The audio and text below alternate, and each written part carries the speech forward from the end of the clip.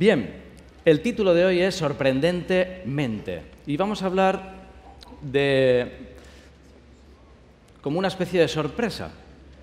Cuando veamos un poco la propuesta, puede ser un poco sorprendente la forma sencilla que podemos tener de comunicar el Evangelio. Básicamente se trata de eso. Nuestra misión en el mundo consiste en comunicar. Es una gran campaña de comunicación la que hay que hacer en este mundo para transmitir las buenas noticias. Y en ocasiones parece que es muy complicado compartir el Evangelio. Pero vais a ver que la idea sorprendente de esta mañana es que puede ser más sencillo de lo que parece. No hacen falta grandes recursos, grandes campañas, ni siquiera hacen falta cultos muy largos, por mucho que algunos se empeñen. ¿Cuánto creéis que ha durado el sermón más largo del mundo? Un culto largo, que digas, largo, un par de horas aquí, sin salir, se cierran las puertas y aquí no sale nadie. 4 horas, 10... A ver, alguien que diga una.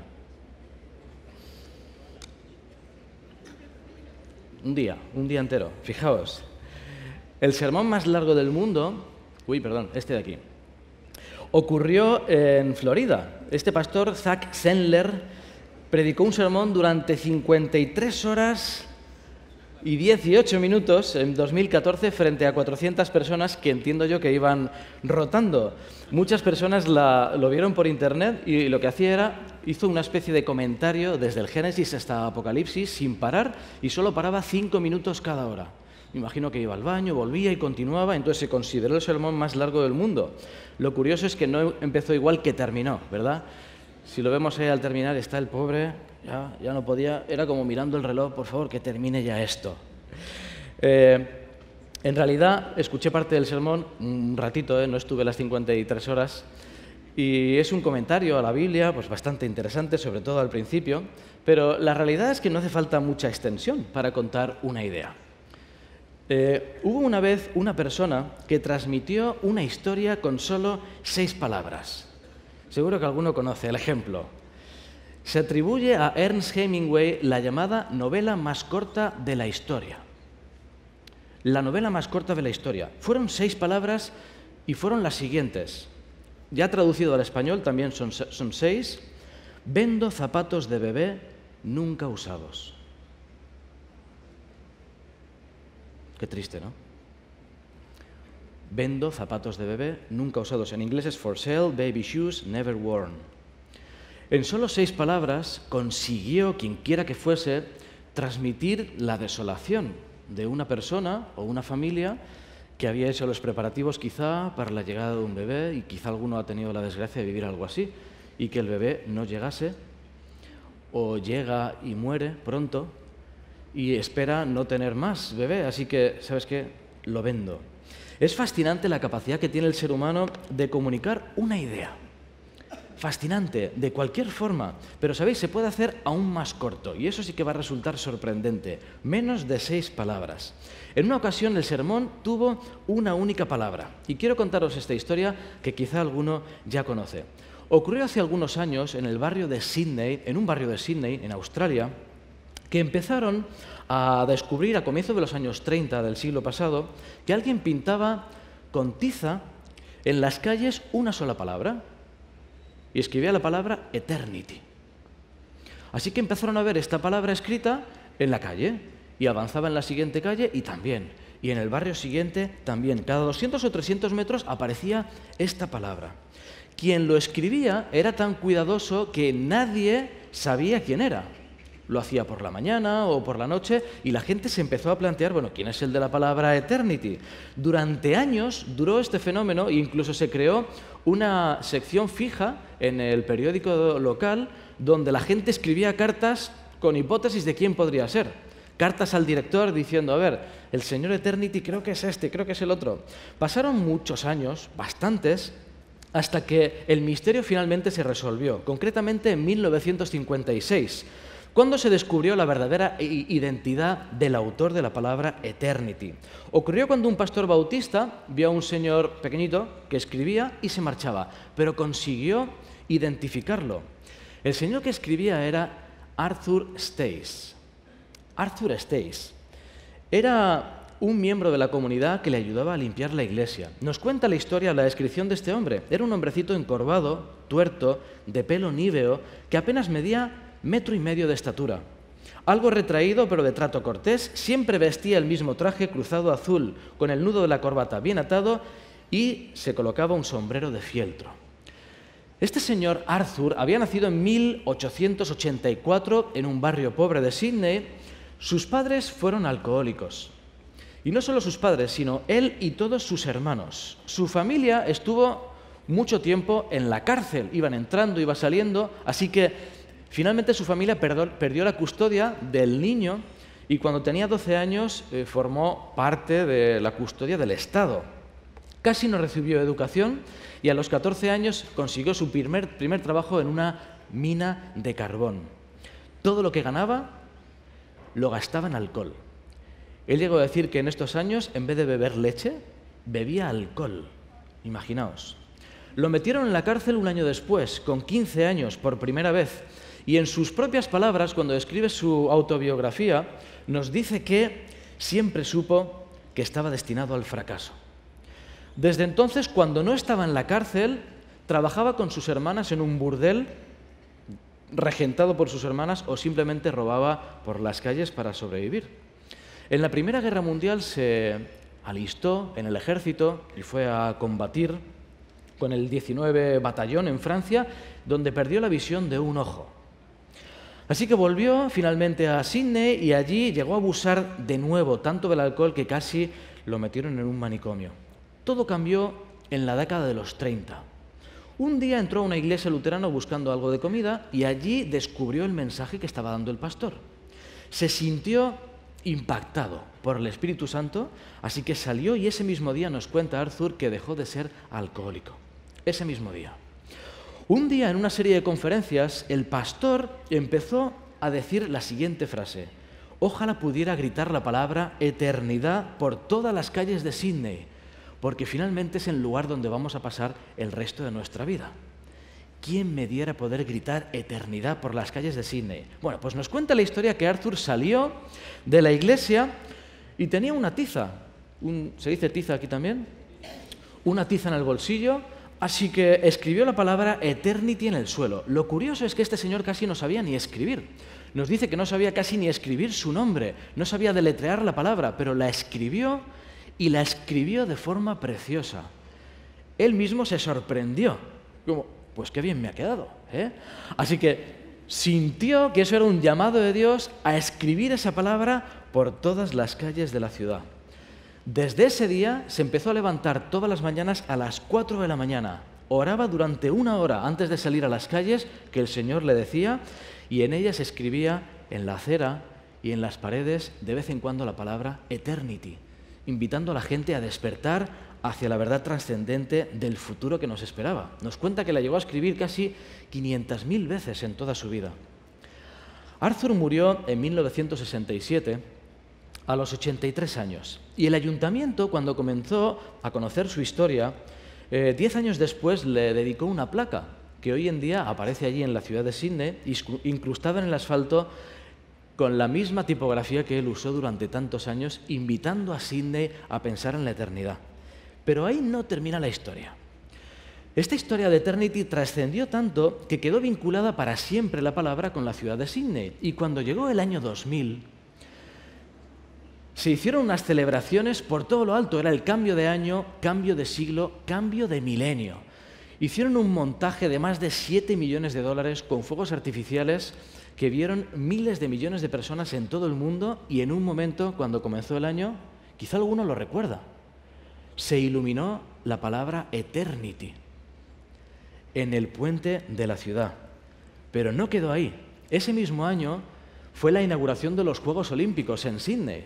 Y sabéis, eternity, arriba a la izquierda, fue el hilo conductor de la ceremonia de inauguración. ¿Sabéis cuántas personas escucharon el culto de Arthur? Más de 2.000 millones de personas en todo el mundo escucharon este sermón con una sola palabra. Cuando yo escuché esta historia, la verdad es que me emocioné y la historia ha trascendido y os invito a buscarla. Hay libros, hay documentales, no sé si habrá alguna película, se titula Mr. Eternity. Y nos cuenta la historia de Arthur. Me emocionó porque, fijaos, un precioso mensaje de eternidad envuelto en una sola palabra. Alguien destinado al fracaso, con una infancia terrible, casi sin educación, alcohólico, sin recursos, predicó un sermón con una sola palabra que leyeron miles de millones de personas. Claro, el impacto para nosotros hoy es tremendo. Es tremendo. ¿De qué forma tú y yo podríamos hacer hoy algo parecido? ¿De qué forma? ¿Qué palabra podría convertirse en la esencia de nuestro mensaje? La esencia de tu vida, aquello que te transformó. ¿Cuál podría ser nuestro hashtag? ¿Volverá? Imaginaos, una sola palabra que encerrase toda la identidad adventista. ¿Volverá? He puesto aquí, por ejemplo, yo le creo, ilusión. ¿Os imagináis si pudiésemos llenar Montemorelos, México, con una sola palabra, pero que llenase toda una ciudad o todo un país e invitase a la gente a mirar hacia el cielo, a mirar hacia arriba con ilusión? ¿Sabéis? Esta historia nos cuenta la capacidad de predicar un culto con algo tan sencillo como una tiza. Y habréis escuchado muchas veces cultos y la frase esta de Dios que le dice a Moisés, ¿qué tienes en tu mano? A ver, ¿qué tienes? Una tiza. Una tiza, pues escribe algo.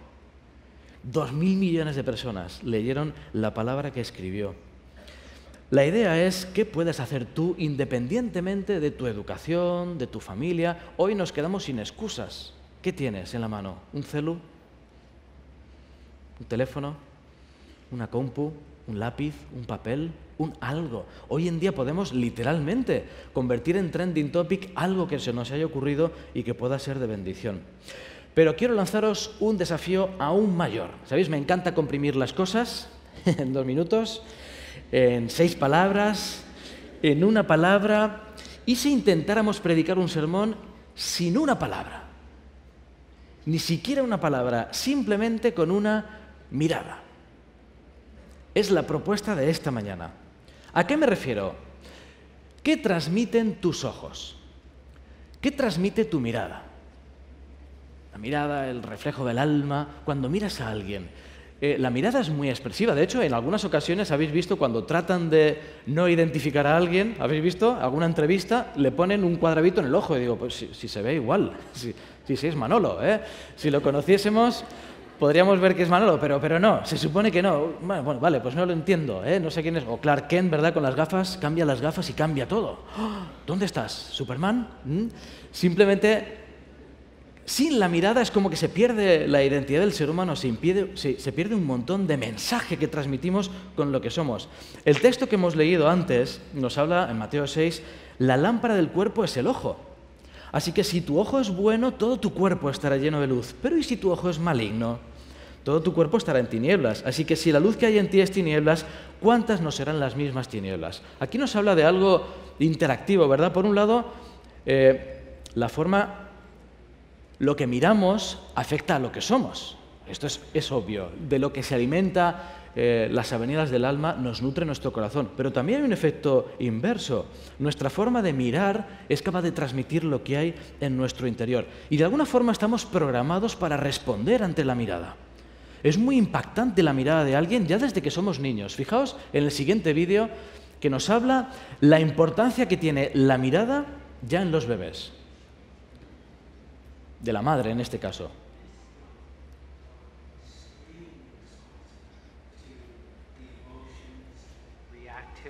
Social interaction that they get from the world around them. This is something that we started studying 30, 40 years ago, when people didn't think that infants could engage in social interaction. In the still face experiment, what the mother did was Fijaos cómo cambia el bebé, pobre. No hagáis esto en casa, es muy cruel. Pero cómo cambia la cara de la madre. And she gives a greeting to the baby gives a greeting back to her. This baby starts pointing at different places in the world, and the mother's trying to engage her and play with her. They're working to coordinate their emotions and their intentions, what they want to do in the world. And that's really what the baby is used to. And then we ask the mother to not respond to the baby. The baby very quickly picks up on this. And then she uses all of her abilities to try and get the mother back. She smiles at the mother.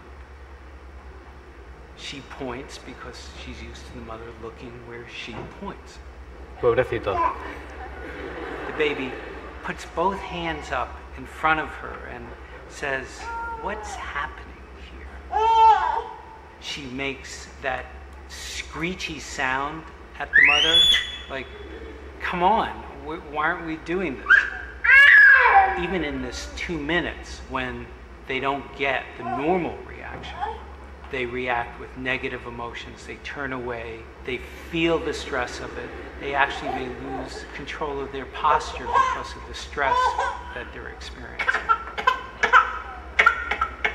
Sí, sí, claro. Ok, pero... Con mi hija no hacen ese experimento, ¿eh? Bueno, en todo caso, fijaos, qué importante es la mirada desde que somos bebés. ¿Cuánto transmiten unos ojos? ¿Cómo nos puede transformar? Nos puede generar malestar, nos puede transmitir comprensión, empatía, nos puede transmitir muchas cosas. Y me llama la atención alguien que era capaz de predicar con una mirada. Mirada de Jesús, fijaos.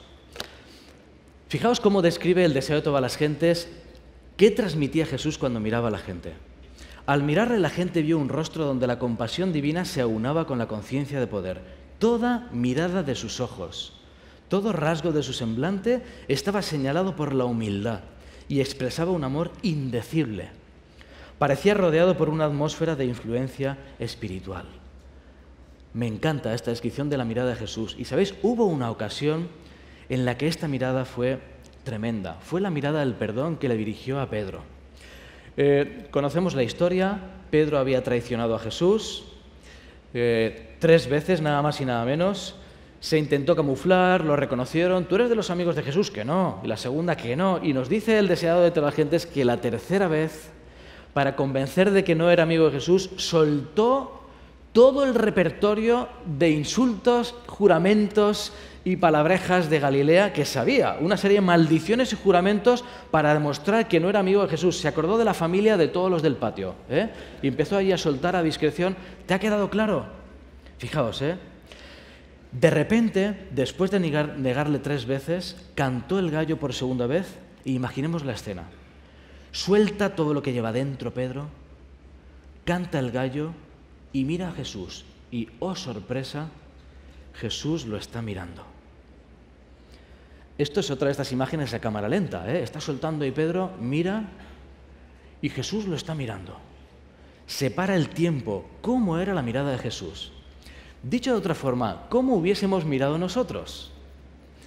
Hay muchas formas de mirar, ¿verdad? Hay miradas afiladas, miradas sombrías, miradas que matan, miradas que transmiten rechazo, enfado, desprecio, miradas oscuras, miradas que hacen daño.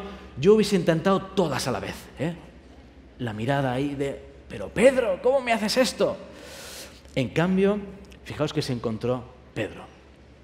Mientras los juramentos envilecedores estaban todavía en labios de Pedro y el agudo canto del gallo repercutía en sus oídos, el Salvador se desvió de sus ceñudos jueces y miró de lleno al pobre discípulo. Al mismo tiempo, los ojos de Pedro fueron atraídos hacia su maestro. En aquel amable semblante leyó profunda compasión y pesar, pero no había ira. Al ver ese rostro pálido y doliente, esos labios temblorosos, esa mirada de compasión y perdón, su corazón fue atravesado como por una flecha. Una oleada de recuerdos le abrumó. La tierna misericordia del Salvador, su bondad, longanimidad, amabilidad y paciencia para con sus discípulos tan llenos de hierros. ¿Lo recordó? Todo. También recordó la advertencia: Simón, Simón, he aquí Satanás os ha pedido para zarandearos como a trigo, mas yo he rogado por ti que tu fe no falte. Reflexionó con horror en su propia ingratitud, su falsedad, su perjurio. Una vez más miró a su maestro y vio una mano sacrílega que le hería en el rostro, una bofetada. No pudiendo soportar llamar la escena, salió corriendo de la sala con el corazón quebrantado. Jesús miró a Pedro y lo perdonó con la mirada. Ayer hablábamos de que la mujer concentró todo su poder allí. Jesús concentró todo el amor del cielo. Aquí se concentró todo el perdón del cielo en la mirada, el perdón infinito de Jesús. Así es como Jesús nos mira, con perdón infinito. Es la mirada que restaura, que devuelve la dignidad, que comprende, que tiene empatía, que acompaña. El sermón más bonito del mundo que escuchó Pedro fue la mirada de Jesús. Esa mirada lo cambió para siempre. ¿Y sabéis qué? Y voy a terminar con otra historia. Hoy es de historias. Hubo una mirada recientemente que cambió literalmente la vida de una persona. Quizá la conocéis. Pedro Sarubi. ¿Quién es este señor? Pedro Sarubi es un actor. Durante muchos años había trabajado en el circo y estuvo viajando por el mundo, trotamundos por el mundo, y tenía un deseo espiritual que no lograba satisfacer. Estuvo en China, en un monasterio, estuvo en el Tíbet durante 6 meses con un voto de silencio, estuvo en la India, estuvo en Brasil, en la Amazonia, intentando buscar a Dios y encontrarlo allí. En esta búsqueda, un día lo llamó Mel Gibson. Mel Gibson estaba preparando una película, La Pasión, así que quería unos actores de Italia, sabéis que hablaban ahí en romano, bueno, total, que él quería hacer de Pedro, pero le dieron de Barrabás.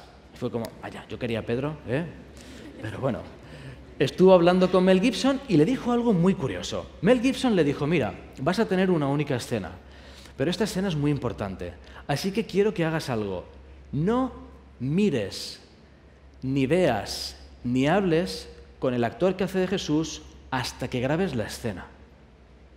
¿Sí? Imaginaos un set de rodaje, pues con los camerinos, con las habitaciones, cambiándose. Bueno, él no tenía que ver al actor que hacía de Jesús. No tenía que mirarlo, no tenía que verlo, no tenía que interactuar con él hasta que grabase su escena. La escena de la película, vamos a ver, es un minuto, es esta.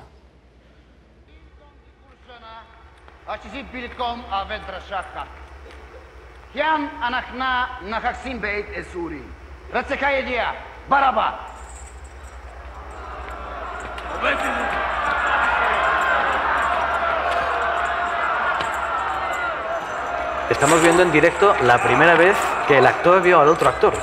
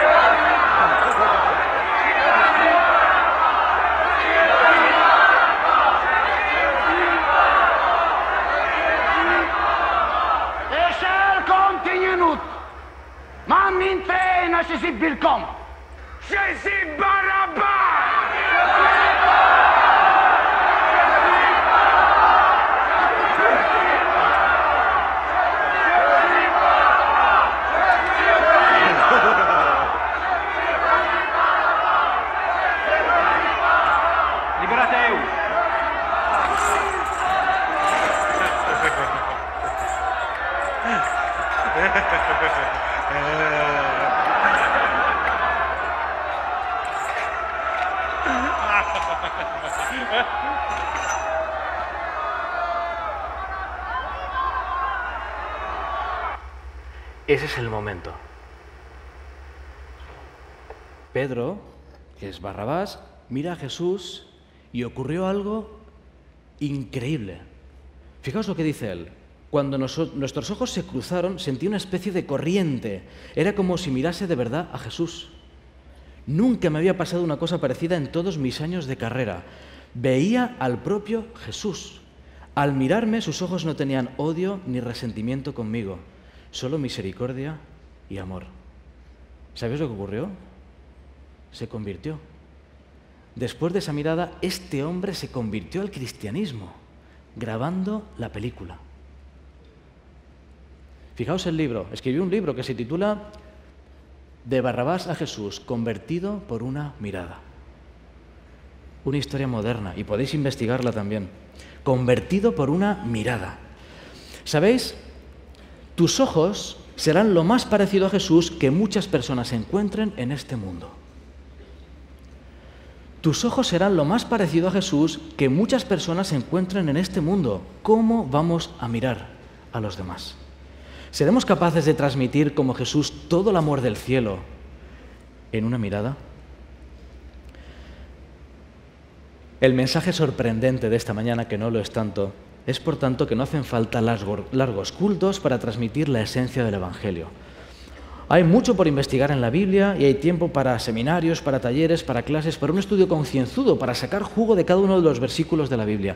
Pero lo que este mundo necesita puede ser concentrado en 6 palabras, en un tuit, en un hashtag, en una palabra o en una mirada. Porque finalmente, la mínima expresión del Evangelio eres tú. Eres tú. Es mucho más importante lo que eres que lo que dices. Último párrafo, Hechos de los Apóstoles. En esto consiste el poder de la verdad, la impremeditada e inconsciente influencia de una vida santa. Es el más convincente sermón que pueda predicarse en favor del cristianismo.